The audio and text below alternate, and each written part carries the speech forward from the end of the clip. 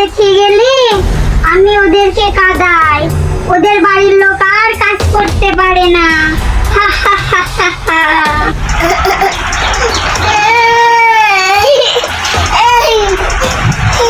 কি হয়েছে তোমার, কাঁদছো কেন? এতো মুনি, তোমার মা অল্প সময়ের ভিতরে চলে আসবে, কেঁদো না মুনি, কেঁদো না। তুই যতই ওকে থামাস ও থামবে না, ওকে তো আমি কাঁদাচ্ছি।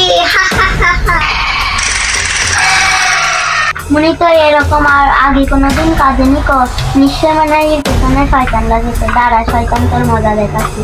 আউযু বিল্লাহি মিনাশ শাইতানির রাজিম।